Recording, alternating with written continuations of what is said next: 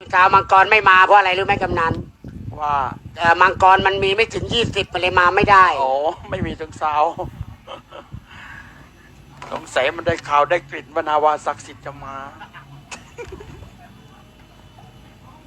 มังกรตัวที่20มันไม่ยอมมาครับ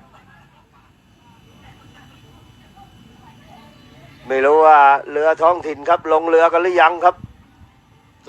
สงสัยว่าจะกลิ้งอยู่ชายหาดออกมาแล้วจ้ามาแล้วครับท่านผู้ชมผู้มีเกียรติที่เคารพครับเป็นรอบรองชนะเลิศเที่ยวที่2ครับดูที่ว่าเที่ยวนี้ครับดูที่ว่านาวาศักดิ์สิทธิ์ครับอยู่ร่องน้ำที่1ครับเรือดังเรือดิจานครเวียงจันทร์ครับอยู่ร่องน้ำที่1หรือว่าร่องน้ำแดงฝั่งอันนี้ครับแต่ว่าร่องน้ำที่2ครับบริษัทสินธนาไก่ทองครับดูที่ว่าบริษัทสินธนาไก่ทองดูที่ว่าบริษัทที่นำเข้าและส่งออกครับอยู่ร่องน้ำที่2หรือว่าร่องน้ำตะเมือนเปิดในภายลายก่อนคอแล้วดูที่ว่าจะหายใจออกหรือไม่ในเมื่อนาวาศักดิ์สิทธิ์เริ่มเปิดในภายไล่บทไล่มีไล่ขยี้ตีตื้นขึ้นมาไล่ขยี้ตีตื้นขึ้นมาดูที่ว่าจะตีตื้นได้หรือไม่ได้ในเมื่อบริษัทสินธนาไก่ทองเปิดในภายยังภายหนีอยู่จ้าเอาแล้วเหรอจะหนีได้ตลอดปลอดภัยได้ไม่ได้ในเมื่อนาวาศักดิ์สิทธิ์บอกว่าจะขอเข้าไปชิงกับทางด้านเทพธรรมรัตน์ได้ว่าแล้วนาวาศักดิ์สิทธิ์ล่องน้ำฝั่งอันนี้ก็เปิดไปผายจะผายแสงแล้วทางด้านสินธนาไก่ทองก็ไม่ยอมไม่ท้อไม่แท้ต่างคนต่างฟัดต่างคนต่างอัดต่างคนต่างขุดต่างคนต่างผายบอกว่าตายเป็นตายวันนี้ไม่ตายวันนี้ก็จะตายวันหน้าว่าแล้วล่องน้ำที่1ในน้ำของนาวาศักดิ์สิทธิ์ก็กำลังจะแสงได้หรือไม่ได้แสงได้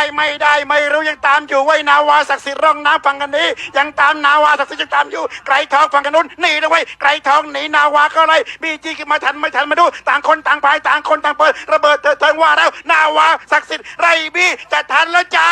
ว่าแล้วจะทำได้ไม่ได้ในเมื่อไกลทองสินธนาไกลทองบอกว่าเที่ยวนี้นำมาบานเลยว่ายังไงในเมื่อนาวาจะแซงได้ไม่ได้ในเมื่อริงประมาณ100 เมตรไกลทองยังนำอยู่ว่ายังไงนาวาศักดิ์สิทธิ์ไอ้โก้เนี่ยมันเป็นโก้จริงๆกันที่หลวงพระบางแต่วันนั้นบอกว่าในนามไกลทองแพ้ไปแต่วันนี้ไม่แน่จะเลยเอาเลยในเมื่อไหนว่าไก่ทองนาวาไก่ทองนาวาไก่ทองนาวาไก่ทองนาวาไก่ทองนาวาไก่ทองนาวาไก่ทองนาวาไก่ทองนาวาไก่ทองนาวาว้าวเส้นชัยมาขอเสียงปรบมือกับพี่น้องมาคู่นี้ครับมันครับเรือเข้าเส้นชัยครับกรรมการผู้ทรงเกียรติไม่รอช้ายกธงแดงครับให้กับเรือ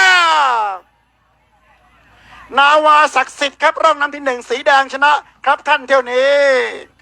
ก็เป็นว่าครับนาวาศักดิ์สิทธิ์ครับเข้าไปชิงเรือกับเรือเทพธรรมรัตน์ครับโอ้โหสุดยอดของฝีพายแขวงบริคำไซกับแขวงนครหลวงเวียงจันทร์ครับเชิญกรรมการ